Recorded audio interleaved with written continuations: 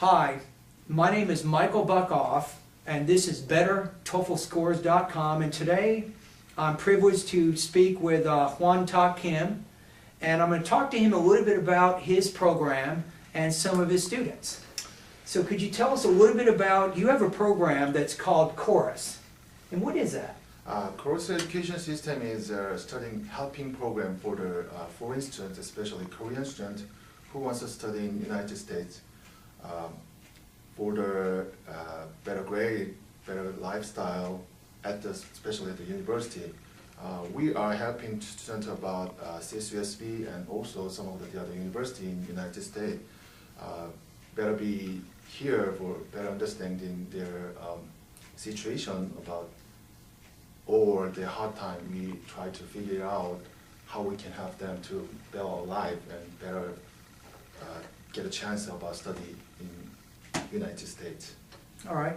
And I've actually met a lot of Mr. Kim's students directly. In fact, I've actually had a chance to teach many of them in some of my intensive English language classes, and these guys are doing a good job, and I congratulate you, Mr. Kim, Thank you. on the job that you're doing in helping your students succeed in obtaining their undergraduate degrees at American universities in the United States.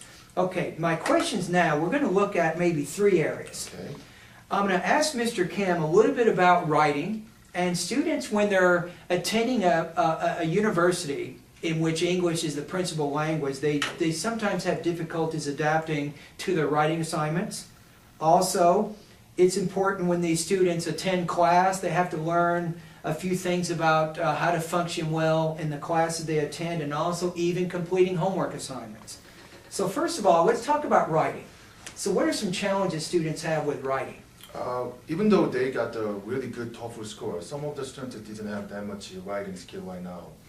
You know, writing skill, we cannot say this one tip you can get it all score. You know, it's have to be the keep going and follow the step by step. You know, we have lots of books, they have lots of skills tell you how to writing.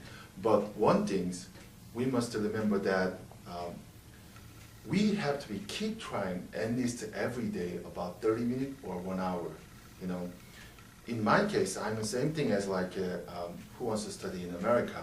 I was a graduate high school in Korea. Mm-hmm. I never studied about that much English before. Mm-hmm. But after I come to the America, at least one or two essays I wrote every day, and even though it's wrong or it's right, doesn't matter. I must be familiar with English first. Then I must be familiar with also how to writing. Mm-hmm. Then after like 3 months later, I can check it with my teachers, or like you, my ESL professor, or some of the professors in school. Mm-hmm. They figured it out. This is a Korean style. This is like American style. Oh, okay. How we're writing. So we can figure it out. So you guys must focusing about keep trying, don't give up, and also you should check out with who is native speakers or who is like a professor. Mm-hmm. It's a really good idea. Then you, then all of the professors and all of the teachers usually they tell you how to writing, and you should understand. Then try that way instead of my own way. You know? Yeah.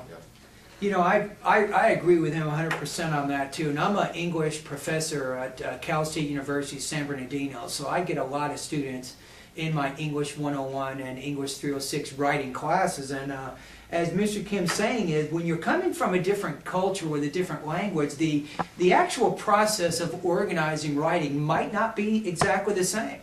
So you have like the Chinese style, you have the Korean style, you have the American style. They're all good styles, but they might not be all the same. So his suggestions of regular practice and practicing writing daily is actually very useful advice to help students who are preparing to enter American universities, particularly with the writing. Okay, let's go to the next question. Let's talk about attending class. So what advice would you give students who go to a university class and they hear English for 2 hours or an hour or whatever? First, I think my suggestion my suggestion is try to make your friend in class. Okay. You know, that's the best way you can get all of the information, because even if they are international students or who used to be like a sophomore or they have been the experience about this class and school, so they know how to going on the class. Or try to ask your professor. If you have any question in America, you can ask a professor. That's the best way you can get information. Don't be nervous. That's the professor usually like it. If we ask the question, if they understand, professor usually give him to more credit. He's try to at least try something. That's how they express their feeling about that. He's a good student or not. So when you try to understand the class or be the class, to try to make friends or ask a question your professor. And don't forget, don't absent the class. Have to be there, always be there. Try hard. In my case, when I was the first time in America studying in university, I couldn't understand anything at the class, That's the same thing. But weeks later, 2 weeks later, better. And 1 quarter later, 1 semester later, I feel maybe I can do it. Yeah. Or a year later, 2 years later, they feel definitely I can do it, So your confidence got stronger as you... Yeah. It's true what he's saying is, sometimes in the beginning of a university class, and English isn't your first language, it takes some time to adjust to the professor's speech patterns, to just get used to the accent even. But after a few weeks, typically it gets better. Okay, the last question I want to ask Mr. Kim, it focuses around homework. Now, if you're watching this video right now, you should know this, that if you go to an American university, even one in Australia or England, you will get a lot of homework. It's pretty common. It might be reading assignments, it might be doing some kind of presentation, it might be doing a writing. What advice would you give students in terms of handling the homework? First of all, when you are in class, usually the professor gives the syllabus for the class. Okay. They show to when your due date for the homework, when is your due date for the presentation. So you must time consuming and time management, you should do that. Then you should figure it out, how much time do I need? Because nobody knows except myself who can time management by myself. You can do it. You must figure it out. How much you need, how much you spend time for the reading, how much you must spend writing, how much you prepare the presentation. That time you must figure it out first. Understand yourself first. Then if you have any struggle or any problem, ask your professor. Same thing as your classmate. If they usually if I follow my experience, they help me a lot. They tell me what's wrong, what is right, or how to do it.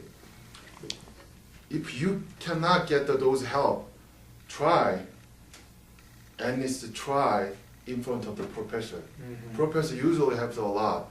They understand you are the foreigner who is not their first language is English, so they understand what you're feeling about that. So don't forget, try hard, make the friend, and also try in front of the professor and the time management.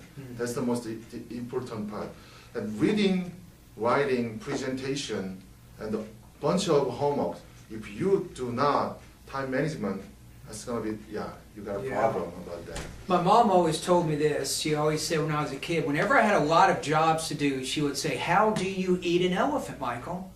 And I'm like, "What do you mean? I don't know how to eat an elephant." She goes, "Well, you eat it one bite at a time." And I think his strategy and his advice for students who want to be successful is good time management strategies and budget the time for the reading, for all the other different homework assignments, and the syllabus is the key. Now, I got to tell you that when you have homework assignments, your professor will give you a document called the syllabus. They may or may not remind you of when these assignments are due, but if they're written in that syllabus and they're on page 3 or page 4, it's your responsibility to make sure you get those things turned in by those due dates.